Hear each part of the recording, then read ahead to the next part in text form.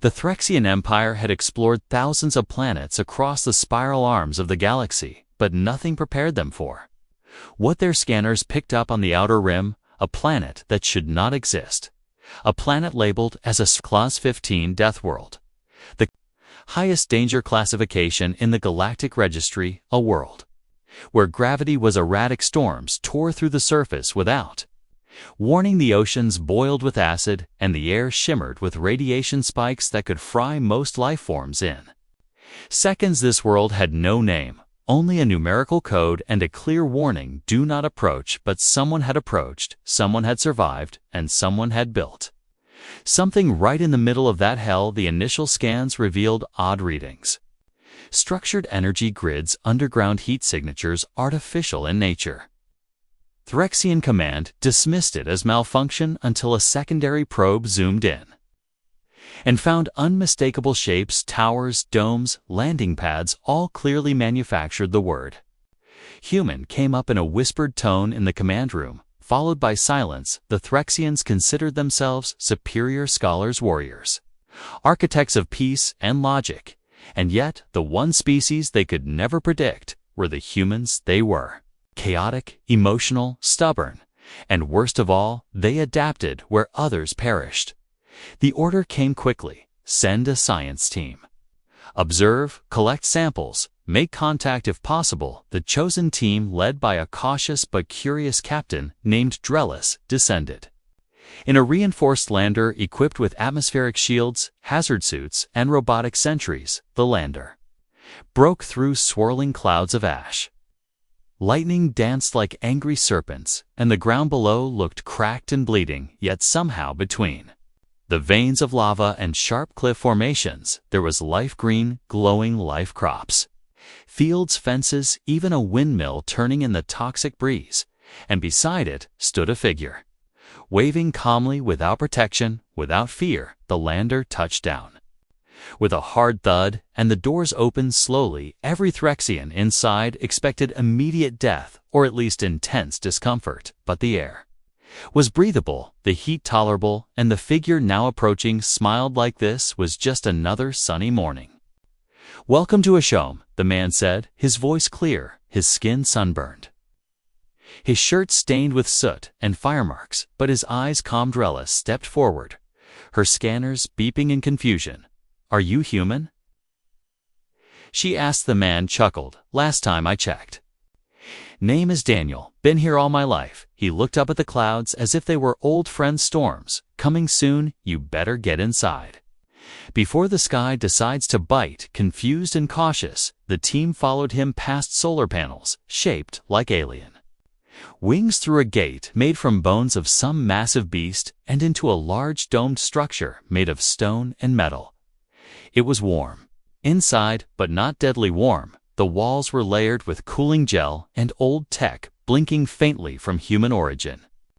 Drellis tried to remain professional. "How did your people survive here? This planet is ranked uninhabitable." Daniel sat down on a chair that looked carved from a meteor. "It is uninhabitable for those who give up. For us, it became home not by choice at first, but by fire and will. My grandparents crash-landed here when I was a baby. No one came, no one ever did. So we made it ours, you made it yours." Varn, one of the Threxian scientists, repeated almost bitterly, "Your species is insane." Daniel grinned. Better insane than extinct. The room fell into silence, except for the low rumble of the planet breathing under them. It felt alive, hostile, yet aware.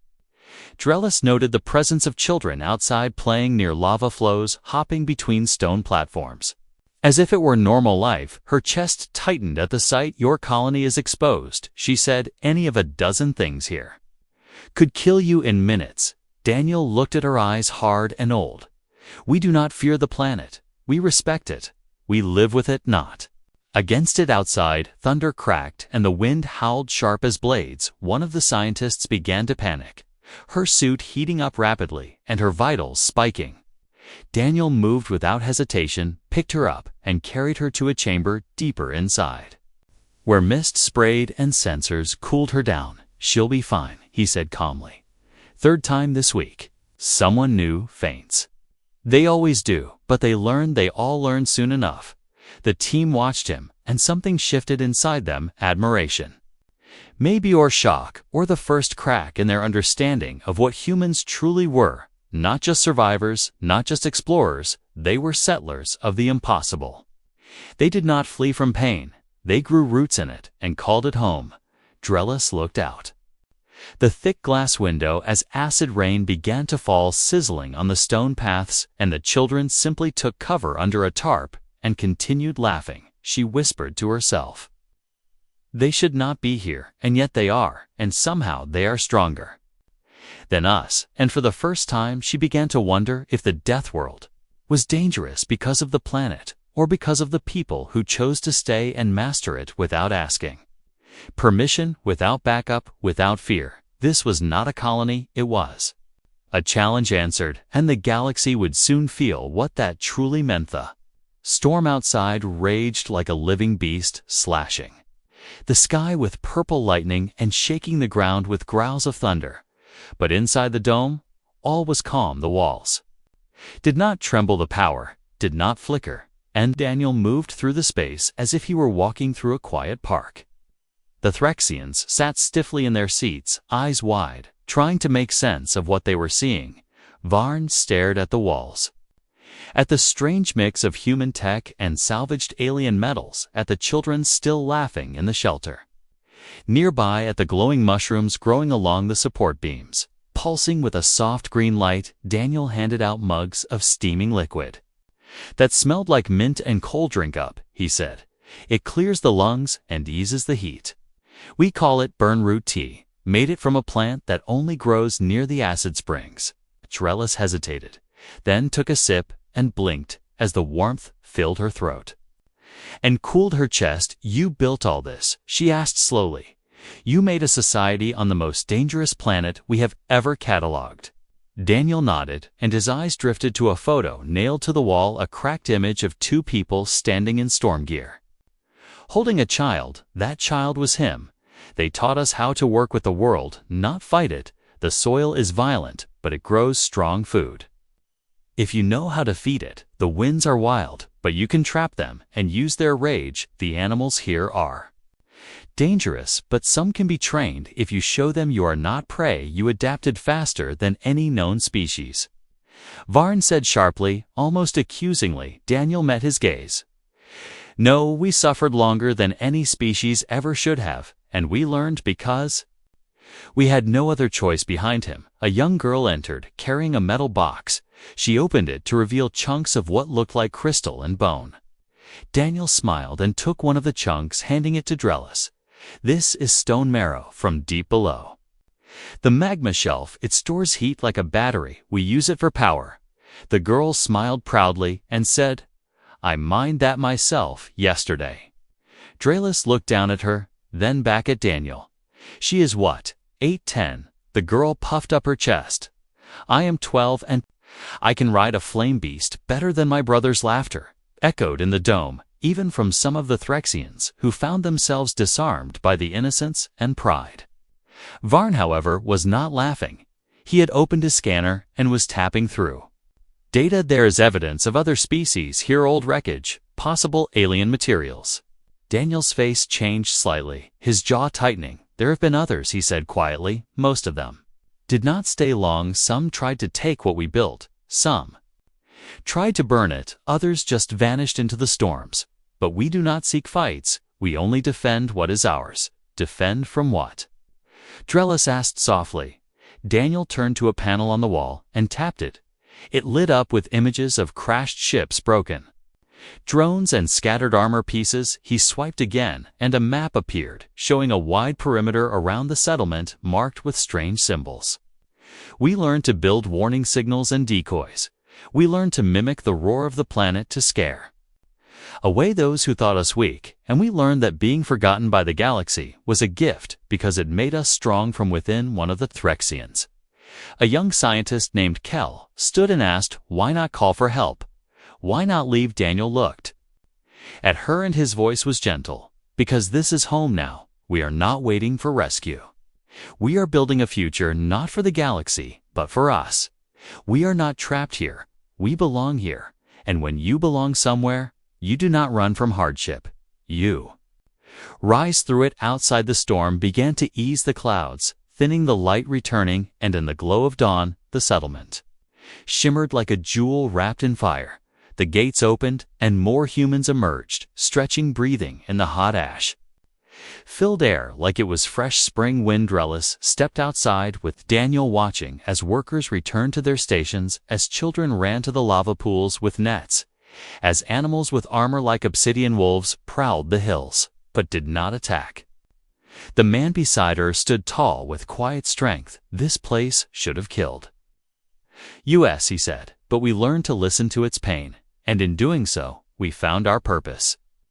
She turned to him and asked softly, "What do you call yourselves?" Daniel looked out at the land and said, "We are the children of Ash, and we do not fear the flame, only those who try to steal it from us." And with that, the second sun of the Deathworld began to rise, painting the sky in blood-red streaks and casting long shadows of humans who had no intention of ever bowing again to a galaxy that once left them behind. The third day on the Deathworld began with silence, not the peaceful kind, but the heavy stillness that warned of something hidden, watching, waiting. The Sedan Threxians had settled into a cautious routine, staying within the safety of the dome, observing the humans, recording notes and sharing quiet theories, but the sense of unease was growing.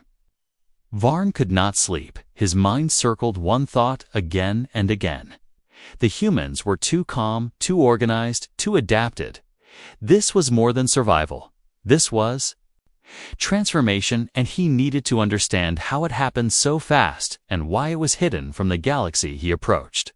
Daniel, who stood barefoot on blackened soil, adjusting a strange device built from melted drone parts and volcanic rock, it spun, slowly releasing pulses of energy that made the ground vibrate faintly. "What is that?" Varn asked, nodding toward the machine. Daniel looked at it, then back at Varn. "We call it a quake whisperer. It predicts shifts in the ground, gives us a few seconds warning when the Earth wants to dance, helps us stay ahead of the death roll." "You invented that?" Daniel shrugged. "We crafted it from broken pieces of other machines over time. Failure taught us more than success ever did." Varn hesitated, then said, "May I walk with you? I want to understand more." Daniel nodded, and together they walked past the fields of heatroot and ashgrass, past the training pits where teens wrestled creatures with fire in their eyes, past the edge of the settlement where the cliffs dropped into acid fog. It was here that Daniel stopped and pointed. "See those pillars rising out of the mist?"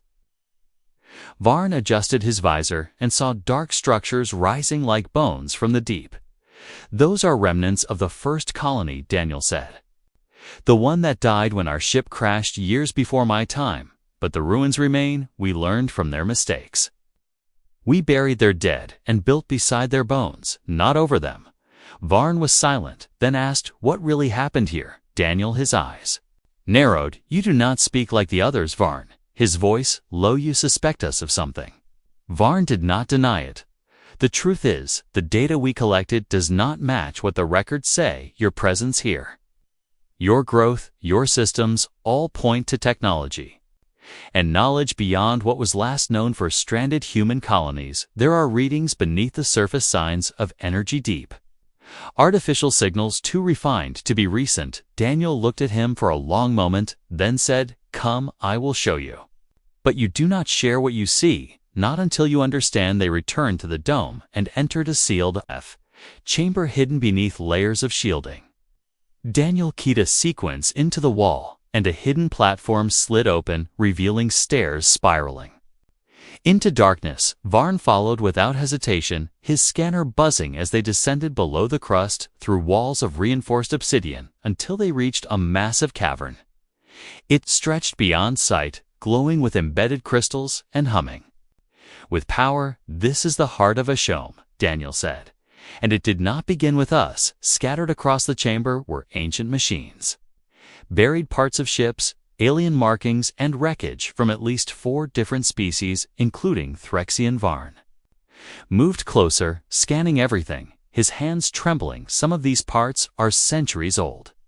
This is not just a colony, it is a graveyard, a vault, a monument. Daniel stepped beside a fallen banner. Its colors faded, but the symbols still clear. The Threxian Empire seal. "We were not the first humans sent here," he said. "My grandparents were part of a research crew left behind when the war between Threxians and the Anari broke out. Your empire abandoned many ships in outer sectors, but not all of them were empty. Some had families, children, humans who were meant to be disposable, and you survived," Varn said softly. "No," Daniel replied. "We rebuilt. We took what was left of the galaxy's wreckage and made it our own. We did not send distress calls because we knew no one was listening, so we turned this tomb into a cradle and grew from it." Varn stared at him and said, "You have enough data and technology here to challenge small planets. You could build a fleet or worse." Daniel shook his head. "We do not want war. We want peace, but peace with memory. Peace that does not forget what abandonment feels like. We trained ourselves to defend, not attack, to outlast, not conquer. But if war ever finds us again, we will not kneel, we will not burn, we will become the fire." And with that, he turned and walked back up the stairs, leaving Varn alone in the chamber, the machines humming, the banners whispering, and the weight of forgotten history pressing on his chest like a buried truth finally unearthed from ashes that refused to die. The night came heavy with heat, the stars above blurred by the thick clouds of ash and gas drifting across the Deathworld sky. But below in the settlement, the lights burned low. The people of Asham slept without fear, while in the dark a single figure moved with quiet steps and careful eyes. Varn had waited until the others were deep in rest. Even Daniel had retired after their long conversation, his words still echoing in Varn's mind, but questions remained, and answers were buried deeper than the cavern he had already seen. Varn had memorized the map during their descent, the energy lines, the blocked paths, the subtle signs of something more hidden beneath the machines and flags and wreckage. He slipped past the dome guards and returned to the quake whisper near the cliff, its vibrations masked his movement. As he opened a hidden scanner embedded in his arm and activated a pulse, it revealed something just beyond the mapped chamber, a sealed hatch covered in thick layers of earth and stone, and whatever it was pulsed with a signal older than anything he had recorded before. He moved fast, using a tool that cut through stone with sound, not heat, careful not to trigger sensors, and when the hatch finally creaked open, he climbed down into a tunnel that should not exist. It was not made by human hands. The walls were curved metallic, fused with minerals that did not match the surface elements, and the air smelled clean, untouched. Varn walked slowly, his light casting long shadows until he reached a chamber circular and wide, filled with relics, ancient devices, walls lined with Threxian text, and in the center, a glowing orb suspended above a broken pedestal. It was a memory core, a war core used only in deep command fleets centuries ago, abandoned when the Threxian doctrines shifted away from conquest. Varn approached slowly and reached out, placing his palm on the orb. The surface rippled and light poured into the room. A vision formed around him, images of fire skies, collapsing ships, children crying screams in every language. Flashes of soldiers, both human and Threxian.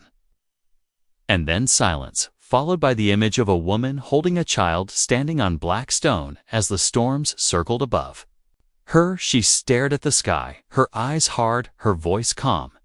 "This is where we end or begin." The vision faded, the orb dimmed, and Varn fell to his knees, breath shaking. That woman, he realized, had been Daniel's grandmother, and she had been part of the original fleet that the Empire left to die on this Deathworld, and worse, she had known. She had recorded the betrayal and left it here hidden, waiting for someone to find the truth's footsteps echoed behind him, slow, steady, not rushed.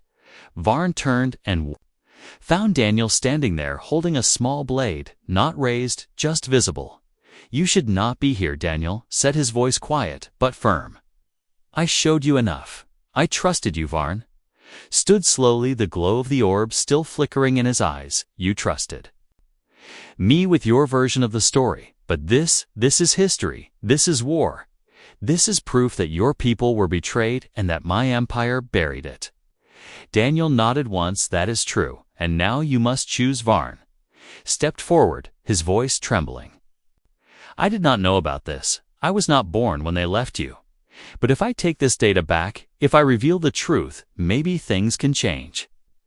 Daniel walked to the orb and gently turned it until it shut down. You think change comes from exposure, from shame? It does not. We tried once, sent messages, proof. Silence was our answer.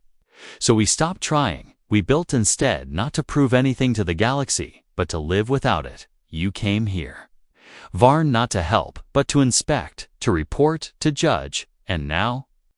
You see what cannot be unseen? Varn looked down at his hands, the scanner blinking red from interference. He could not transmit, not from this deep knot.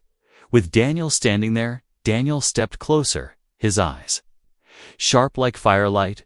We are not your secret to keep or reveal. We are not your weapon or your warning. We are a showm, and we choose what becomes of our past and our future. Varn felt something shift in him, not fear, not defiance, something like respect, maybe even guilt. He deactivated the scanner and said, I will not take it, not yet, but I need time to understand. Daniel nodded and turned away, the tunnel behind him, pulsing with faint light. Come back. When you have more than questions, come back when you are ready to hear, not just listen. And he walked into the dark, leaving Varn alone again, surrounded by echoes of betrayal and the cold hum of a truth long buried, but no longer forgotten. The morning sun rose slow and red, casting long shadows over the jagged cliffs and steaming pools around Ashome. The Threxian team gathered near the outer field, where the humans were rebuilding part of their defense wall, using hardened stone slabs and living root bindings. Varn stood apart from the group, his eyes fixed on the horizon, where the mountains pulsed faintly with volcanic light. His thoughts were heavy, filled with the weight of what he had seen, what he now knew, and what it could mean for both their worlds. Drellis approached, her boots crunching on blackened soil. You look like someone who saw a ghost. Varn turned to her and said, I saw something deeper than a ghost. I saw truth carved in silence, buried under betrayal. I saw the roots of a people who were left to die, and instead chose to thrive. Drellis watched him closely. But you have not reported it back to the fleet. Varn shook his head. I tried last night, but the interference was too strong, or maybe Daniel blocked the signal. Either way, I am not ready, not yet. Behind them, Daniel emerged from the dome, walking with steady steps, his hands stained from morning work, his expression unreadable. He nodded to both Threxians, then called for the rest of his people. The fire pit near the center of the settlement was lit, and soon everyone human and alien gathered around. Some sat, others stood, weapons slung over backs, children beside parents' eyes, watching the sky and the faces. Daniel stepped forward, his voice calm but heavy. Last night something was uncovered that should have stayed hidden. For now, something that speaks of old pain and old crimes. But I believe in facing storms, not hiding from them. He looked at Varn, who stepped forward slowly and raised his voice to the crowd. I found records that prove this colony was once part of a mission from the Threxian Empire, abandoned during a time of war, left without support or contact. Your ancestors were not forgotten by chance. They were discarded on purpose. A ripple moved through the crowd. Some gasped, some cursed, some wept. Daniel did not flinch. We knew some of it, not all, but enough to stop waiting for apologies or rescue.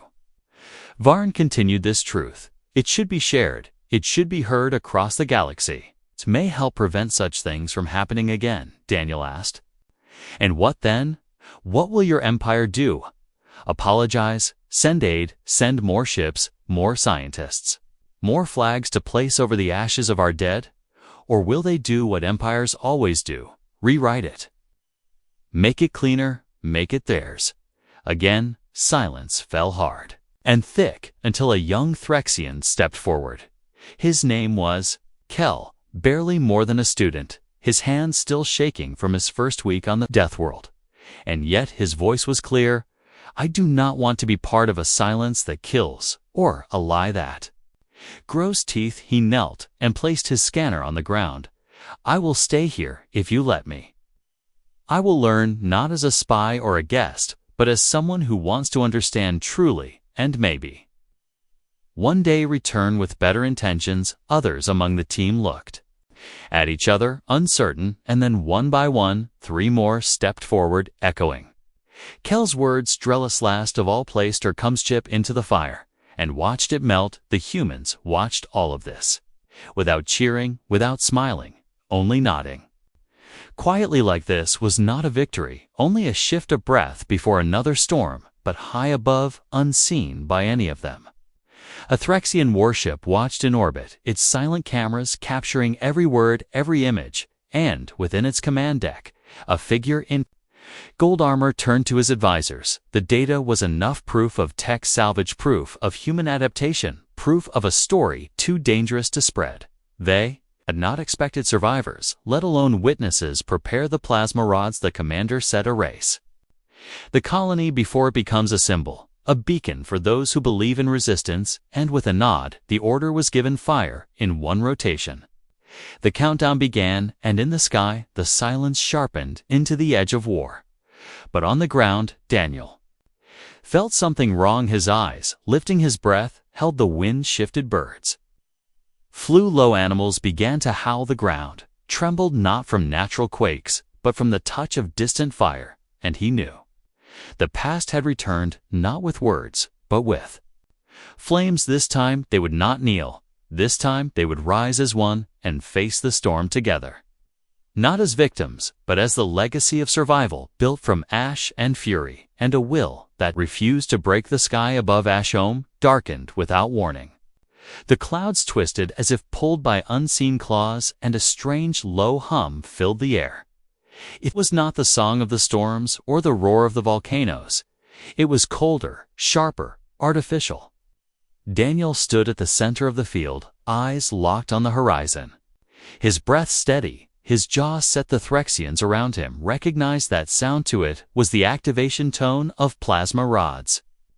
Weapons designed for planetary erasure, meant to turn worlds into glass with surgical efficiency. Varn sprinted to the edge of the cliff, his scanner buzzing with red alerts. They are going to burn it all, he shouted, his voice raw. The Empire knows.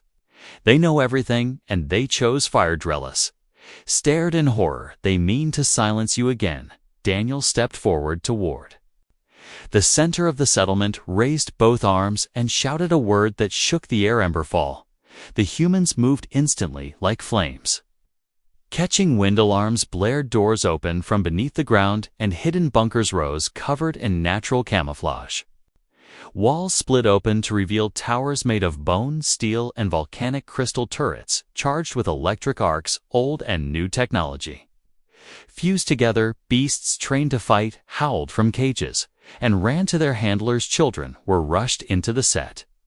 Laws split off to the deepest shelters, but even they carried gear. Weapons not of war, but of survival. Daniel looked to the Threxians.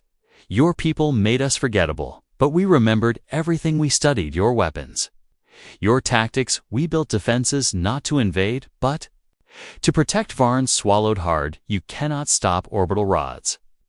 Daniel nodded. We cannot stop them from firing, but we can stop them from winning.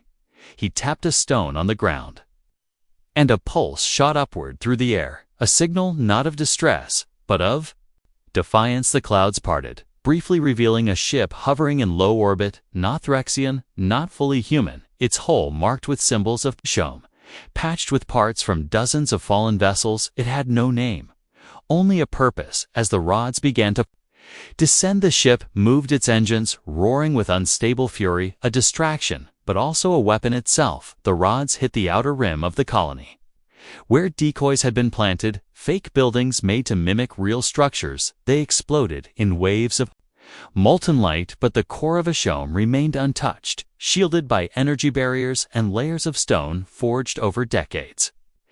Daniel watched the sky. Another rod fell faster, more precise. It struck the cliff edge, sending shards flying, but did not breached the main wall, and then something unexpected happened. The ground responded, not the humans, not the weapons, but the land itself. Trembled deeply, a vibration that grew into a quake, not of destruction, but of power. The volcanoes pulsed not with rage, but with rhythm, as if awakened by the screams of betrayal and the memory of sacrifice. Magma surged in channels carved long ago.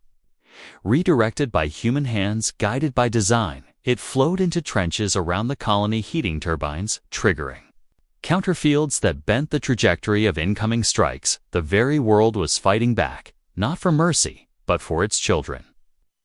The warship above adjusted its aim, preparing for full deployment, but then it began to fail. Systems blinked, engines sputtered, and on board the crew found their code overridden by something ancient. Something built from Threxian cores, but rewritten in human logic, a virus carried by the data Varn had tried to send, but intercepted and redirected. Now the ship spun, powerless, its weapons falling silent. Daniel stepped onto a platform near the highest point, raised a flare of blue fire, and let it burn.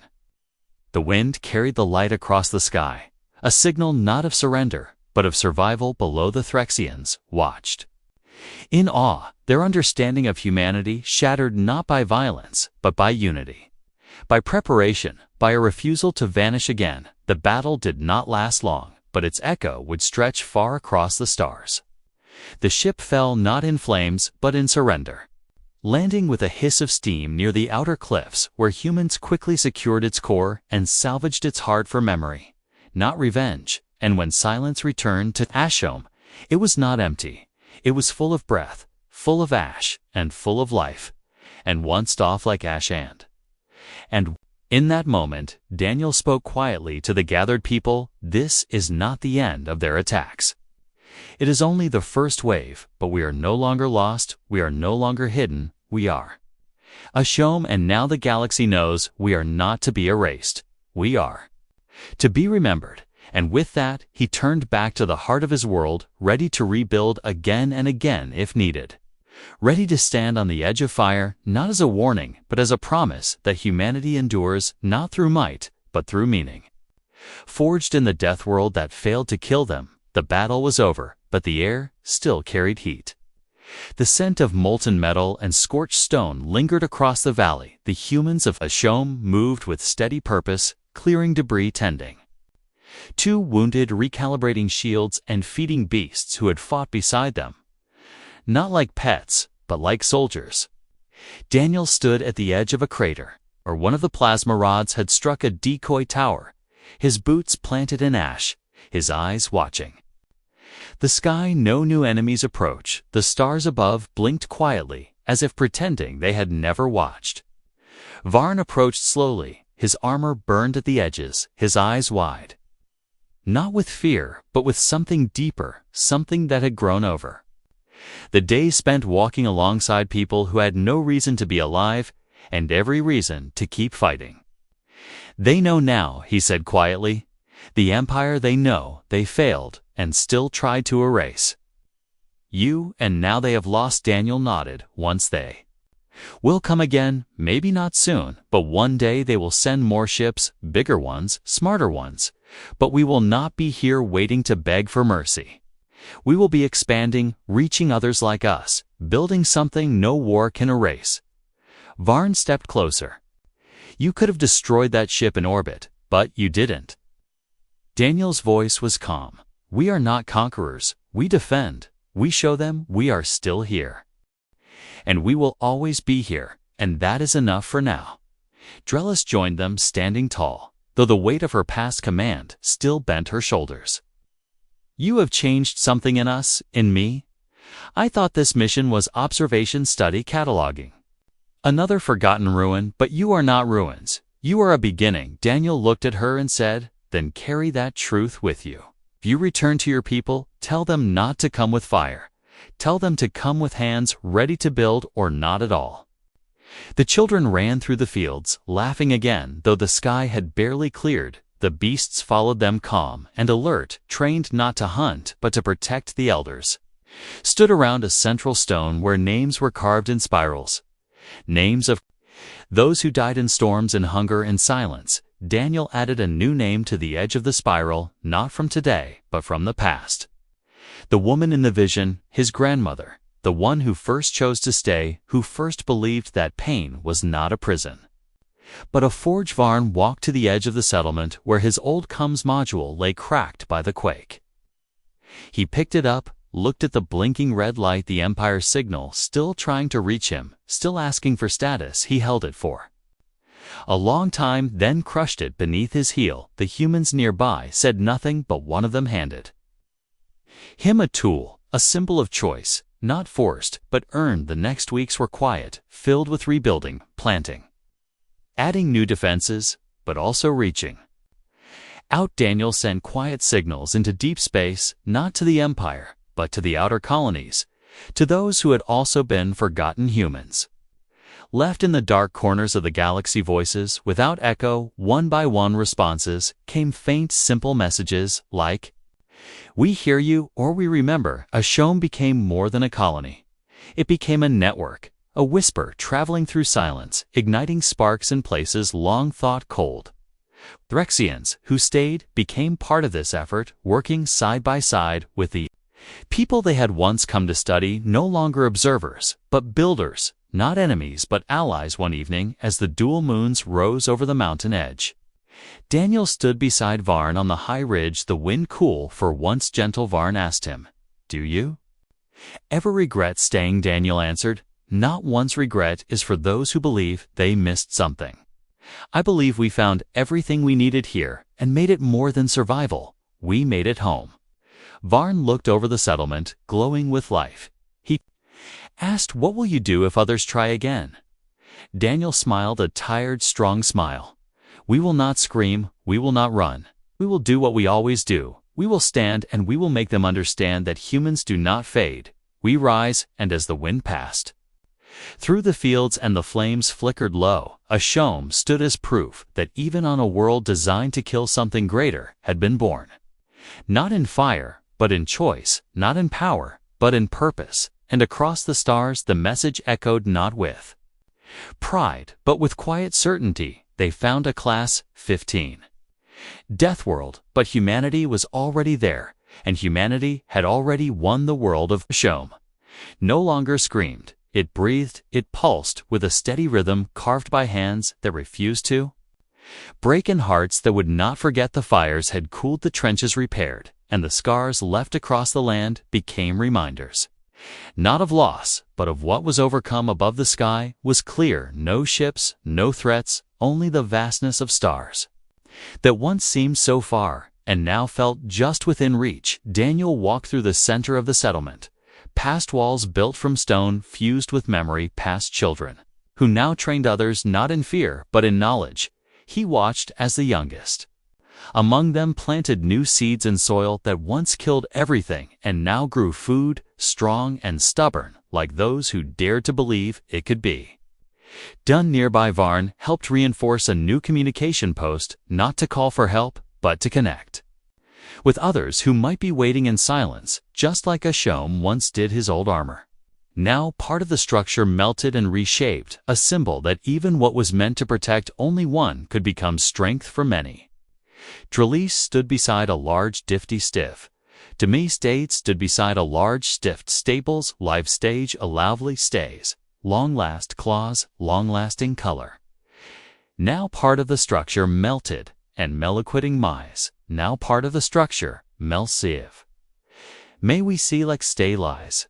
We see, may sieve, may see by lestic sef. May see by release case. See with you pelis, like be bub side, quote sequad. It's all to be secrekaquad, but so I suit say it's sequad, it be sekai lead will lie Greek kai si lips, stikatapa it I pusitus it's it but getist with the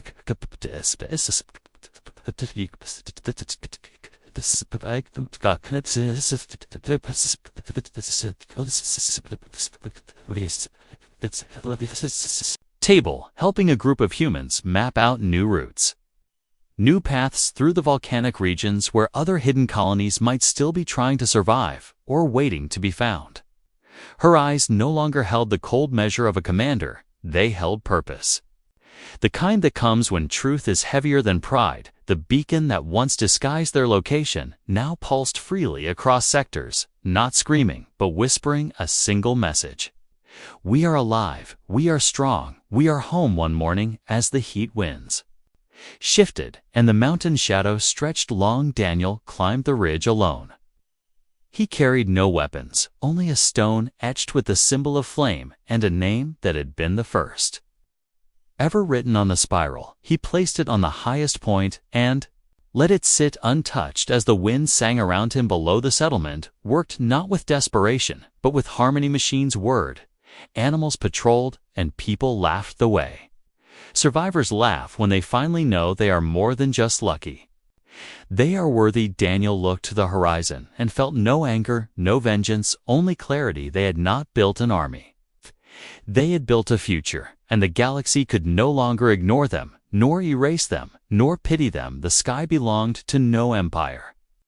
Now it belonged to the ones who had walked through fire and come out shining, the settlers, the fighters, the forgotten, turned unforgettable. Humanity had not claimed the Deathworld. The Deathworld had revealed humanity, and in that truth lay something greater than power. It was proof that strength is not in what you conquer, but in what you protect and in the legacy you leave behind for those not yet born. As the twin suns rose over Ashome, casting golden light across the lava rivers and ash trees, Daniel whispered the words he had waited his whole life to say. Let them come, let them see. We are not lost. We are the spark that outlived the storm. And now we burn not with fury, but with purpose. The end.